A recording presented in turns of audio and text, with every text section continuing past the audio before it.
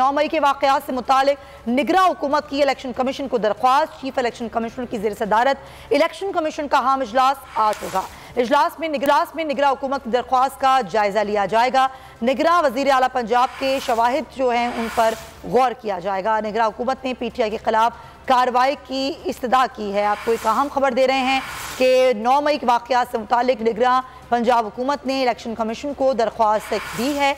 Chief election commissioner की ज़ेर सदारत इस दरख्वास्त पर एक अहम इजलास आज होगा।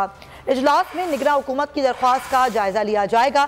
निगरां वज़ीर आला पंजाब के शवाहिद पर गौर भी किया जाएगा। निगरां हुकूमत ने PTI के खिलाफ कार्रवाई की इस्तदा की है। 9 मई के वाकयात से मुताल्लिक़ निगरां हुकूमत की जानिब से इलेक्शन कमीशन में दरख्वास्त दायर की गई है। इस दरख्वास्त पर चीफ इलेक्शन कमिश्नर की ज़ेर सदारत इलेक्शन कमीशन का अहम इजलास आज होगा। इजलास में निगरां हुकूमत की दरख्वास्त का जायजा लिया जाएगा।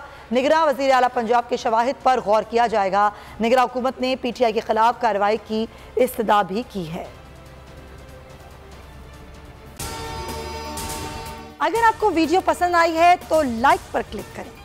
बोल एंटरटेनमेंट के शोज देखने के लिए हमारे चैनल को सब्सक्राइब करें और बेल आइकन पर क्लिक करना ना भूलें।